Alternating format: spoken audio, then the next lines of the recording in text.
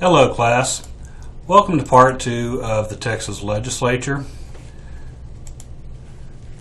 If you recall, the other day we were talking about the qualifications to be a Texas Legislature. Remember, Texas Legislature is going to be our House member, our senator. We learned that our Texas legislative representatives are elected from something called districts. The state is divided into 31 senatorial districts, 150 House districts. Each senatorial district represents about 800,000 people. Each House district represents about 160,000 people. This is due to the court case Reynolds versus Sims, the one man, one vote. It is to make sure that all districts are basically created equal, that every person has the same electoral power as those in another district. We talked about gerrymandering, the tactics to gerrymandering, if it was illegal or not. We then talked about the formal qualifications to become a member of the Texas Legislature. We then stated there are informal qualifications. These aren't written down anywhere, they aren't official, but these are standards that usually have to be met if you want to have a successful run for an elected position in Texas government. We're going to go a little bit deeper into the legislature today, and we're going to talk about the presiding officers of the Texas Legislature. The presiding officers are the people who are in charge. In Texas, in our Texas Legislature, we have a bicameral legislature, means two chambers. We have the Texas House and we have the Texas Senate. So starting off with the Texas Senate, the leader of the Texas Senate is Lieutenant Governor.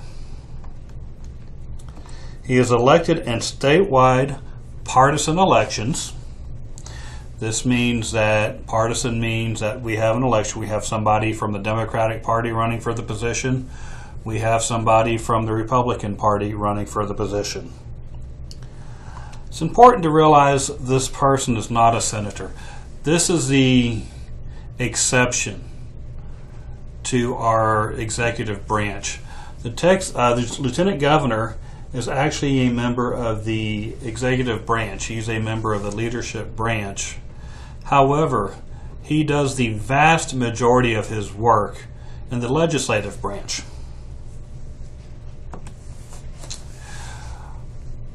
Our Lieutenant Governor serves a 4-year term.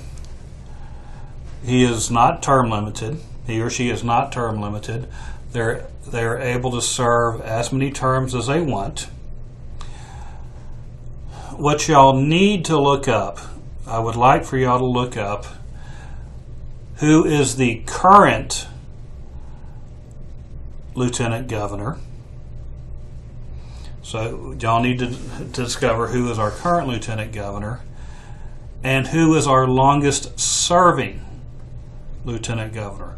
Who held the position of Lieutenant Governor for the longest time?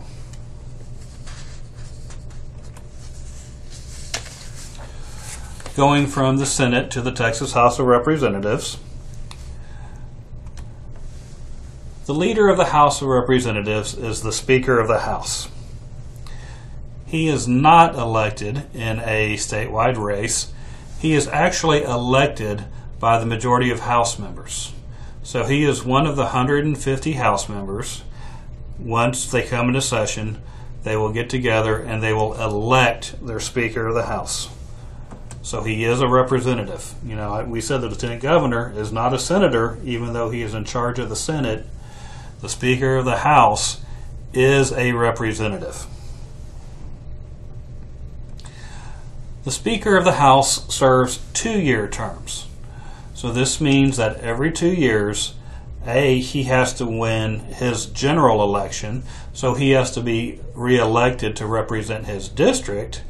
Then B, he has to come back to the House of Representatives and win an election to once again be Speaker of the House.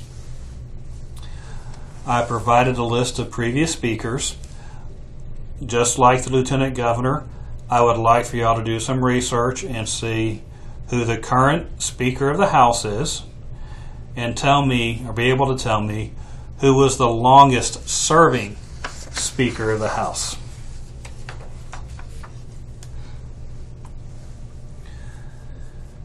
Legislative committees, I'm going to touch on them now. The next section that we go over will deal more with committees. Committees are classified based on function, membership, and longevity. Examples of types of committees that we see in the Texas Legislature. Standing. Standing committees are committees that exist from legislative session to legislative session. We have a subcommittee. There are certain areas that are so broad, for example, that they need to serve as a subcommittee. For example, if you say, well, I want to get a degree in finance. Well, what exactly does that entail? Are there different types? Is finance a broad degree where you can go underneath it and you're actually getting a degree in accounting or a degree, something like that? A subcommittee, we may have a committee on taxation, but that's such a broad area. The subcommittees are created to narrow down. These subcommittees are going to handle a narrow portion of the overall agenda, the overall authority, the overall topic that is assigned to the big committee. Conference committees. Conference committees are temporary. Their membership consists of members from both the House and the Senate. Conference committees come into play when they are trying to iron out, when they are trying to discuss differences in the House version of a bill and the Senate version of a bill. Joint committee.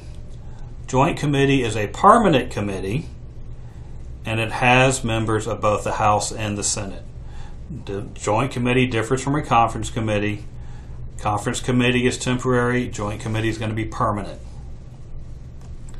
The special or the ad hoc committees, these are going to be temporary committees that are designed to investigate one specific thing that does not fall under the authority of any of the other committees that are already in existence.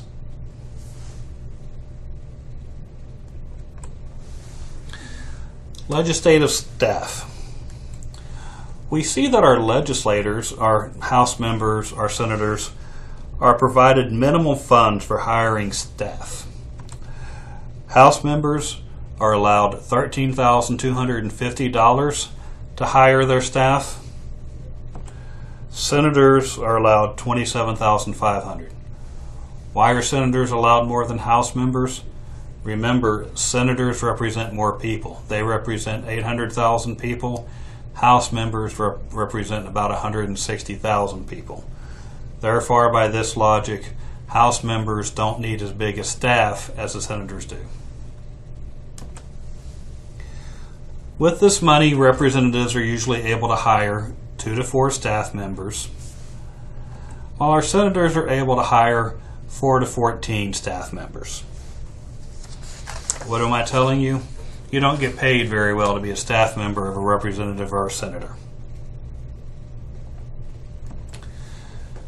We have what are called citizen legislators. These are the actual elected officials. We need to remember this is part-time employment.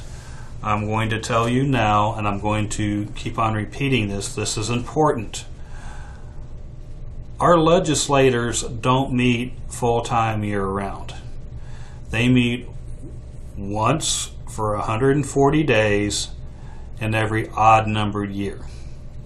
So they meet once for 140 days in odd-numbered years.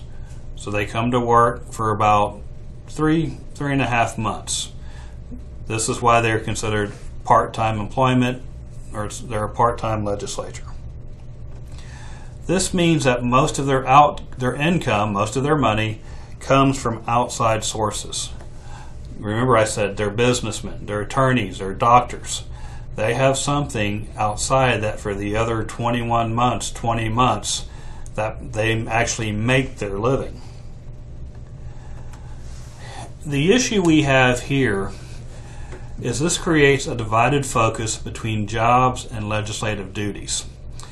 And while this doesn't sound bad, do you want a number of doctors creating laws that are going to govern doctors?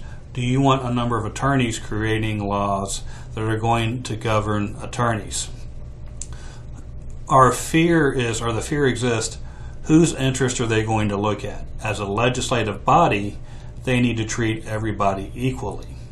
However, if they have to maintain their current job, their full-time job, there's this fear that their profession might get extra help, if you will, or extra consideration because this benefits them personally.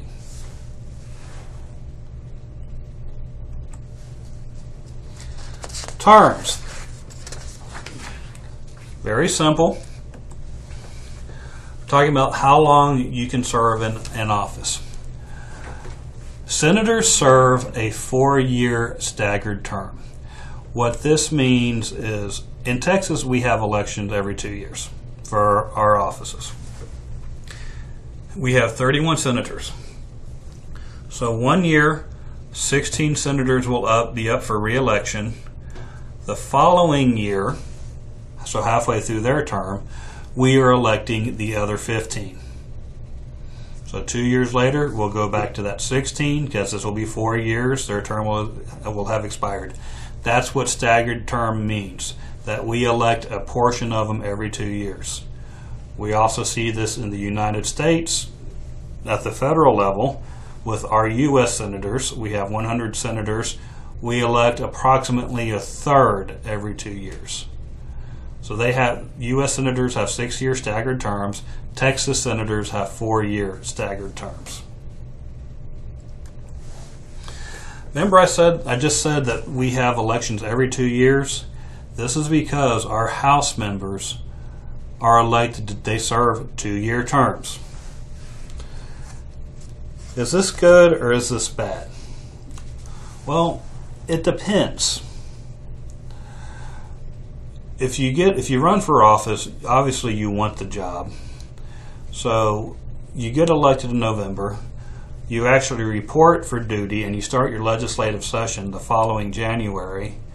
It ends that in May, maybe in June. When do you start running for re-election? You start running for re-election as soon as you're elected the first time, because honestly, 2 years is not a long time.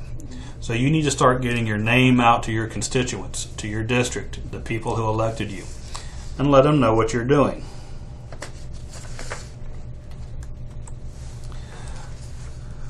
We see that our legislators experience a rapid turnover because we see numerous factors that limit the effectiveness of the legislative body. They get tired. They get frustrated. Some of these factors include low salaries. Remember, I said you get paid $7,200 a year.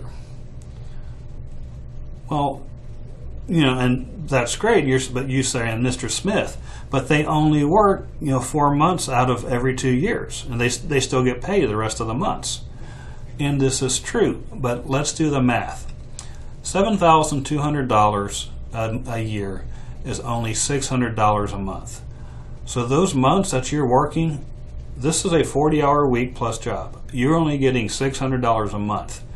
And even in the months that the legislative body is not in session, that doesn't mean you're not working.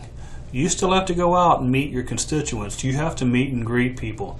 You have to listen to their concerns. You might be meeting with other people in the legislative body to craft bills, to decide what you're going to do. This is not a 40-hour-a-week job, then you go home at the end of the session.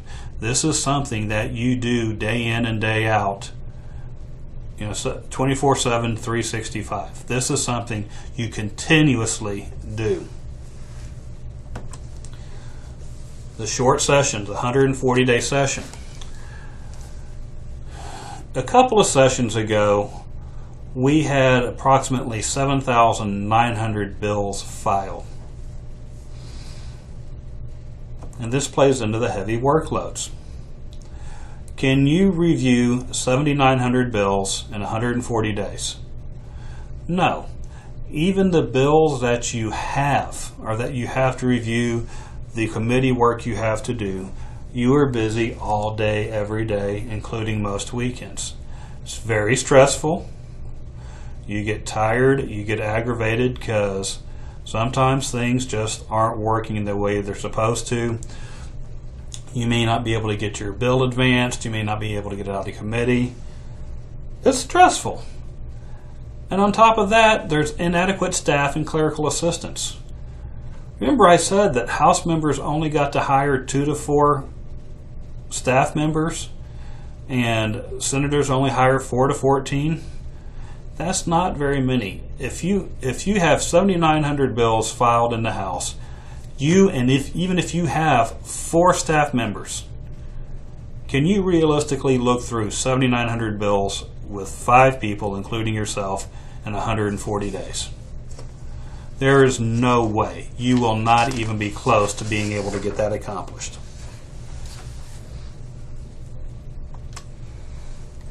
Look at the compensation. And I've told you before, legislators receive compensation. This is pay. They get paid $7,200 annually. Works out to $600 a month. However, they can get some extra money.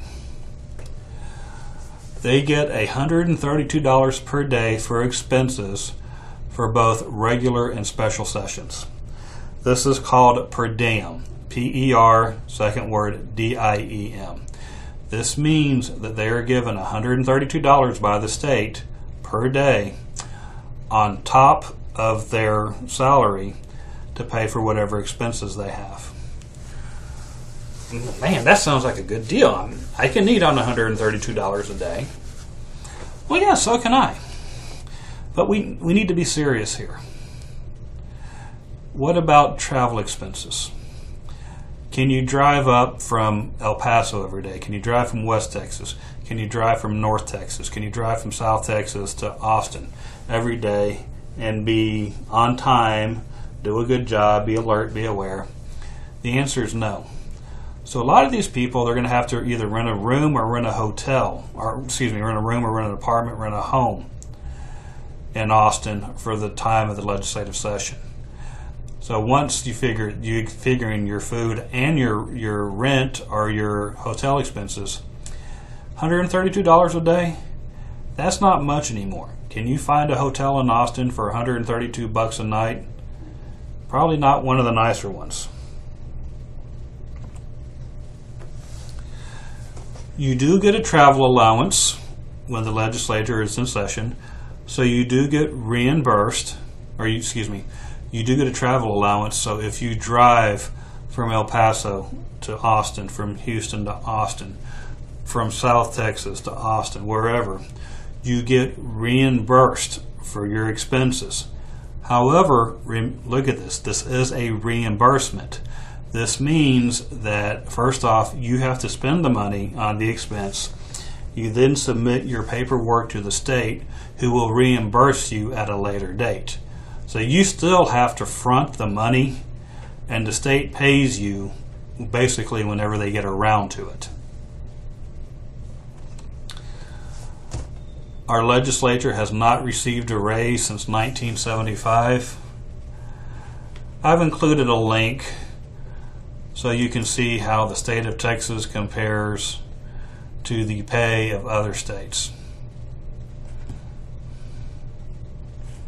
Let's go back where I want to be. There we go.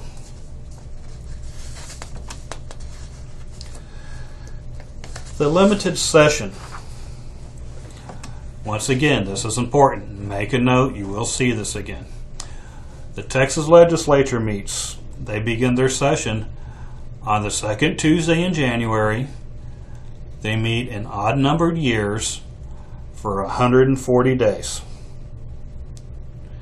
So the Texas Legislature meets on the second Tuesday in January in odd-numbered years for a 140-day regular session.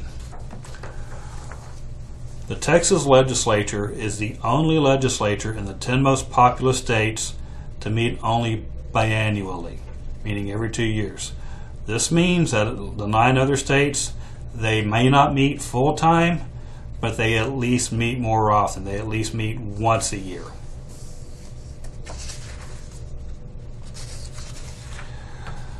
"140 days, this is not a long time to get anything accomplished. There's a number of bills you have to look at. You're trying to draft, you're trying to get feedback on, then you're trying to go through the process to get the bill passed. We'll talk about that in committees.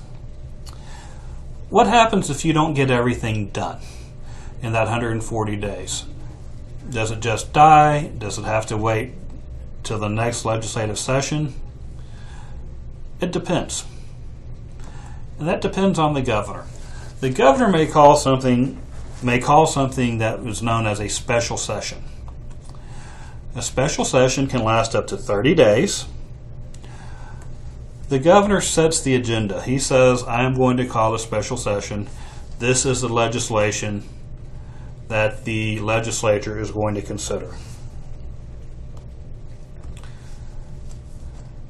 The special session is very unpopular with the public and with legislators.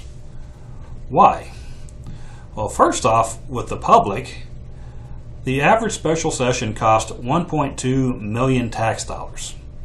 We're not happy. We're saying you need to get everything done in the session that is scheduled, in your regular session, so that we don't have to spend extra money on it.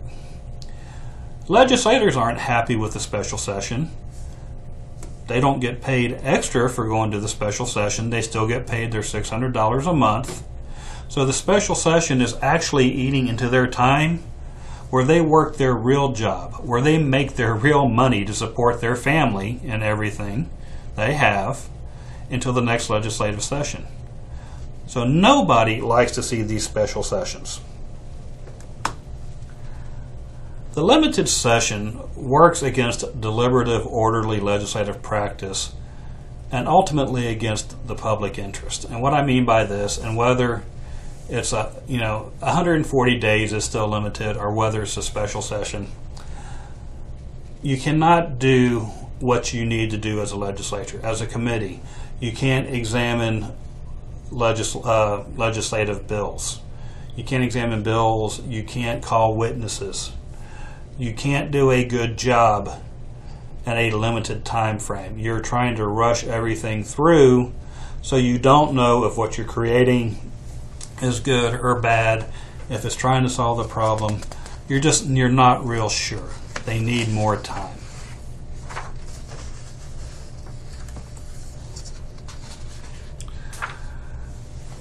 I've included a video the first day of the 2015 legislative session so you can see what happens.